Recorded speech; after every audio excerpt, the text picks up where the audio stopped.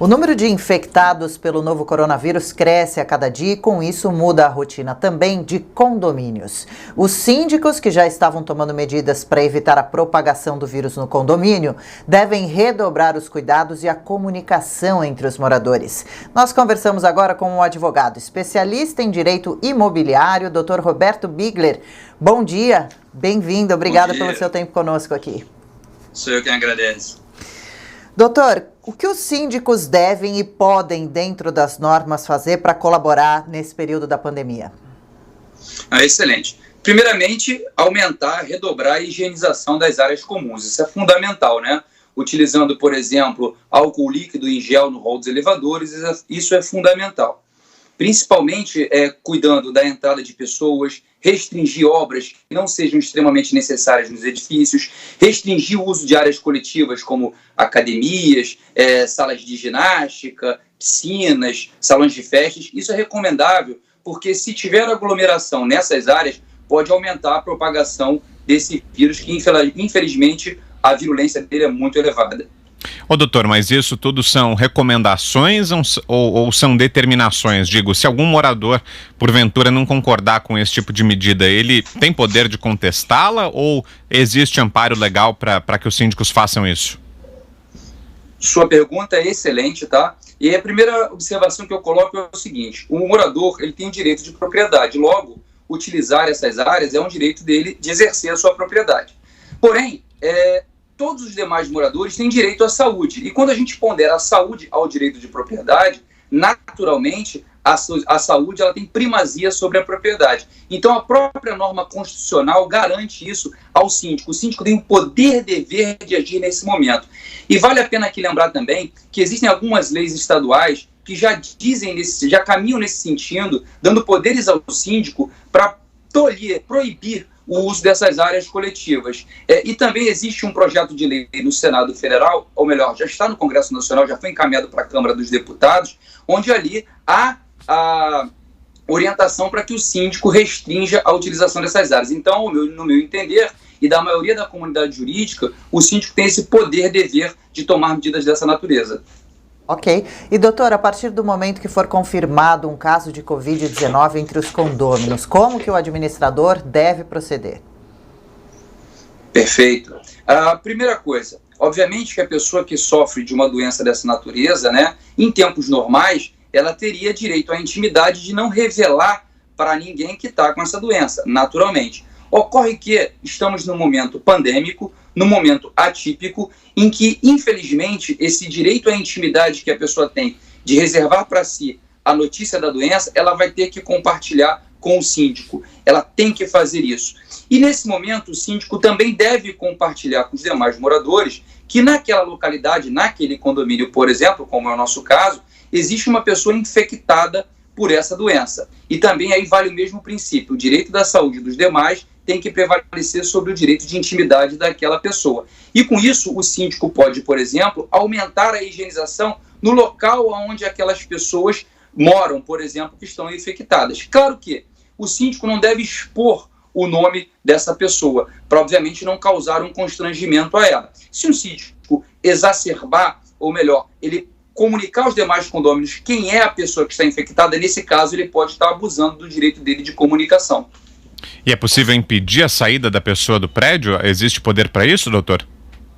Olha, impedir a saída é um pouco exagerado, não seria o caso, tá? Obviamente que se essa pessoa está infectada e ela fica circulando pelas áreas comuns, normalmente como se não infectada tivesse, o síndico pode adotar medidas nesse caso. Tá? Se for o caso, ela pode até responder criminalmente, né? Porque existem previsões no Código Penal que a pessoa que transmite para outra, ou melhor, coloca em risco as demais pessoas, ela responde por crime eventualmente. Claro que sair e entrar não é o caso, até porque uma pessoa infectada, ela pode estar tendo que ir ao médico, né? Receber uma visita médica, então proibir não seria o caso. Ela deve entrar e sair se for extremamente necessário, com todas as proteções, os EPIs que forem adequados para o caso concreto. E, doutor, vamos falar um pouquinho sobre as festinhas que continuam acontecendo, infelizmente, nesse período, em alguns prédios, em alguns apartamentos, algumas pessoas ainda recebendo 3, 4 ou mais pessoas dentro de casa.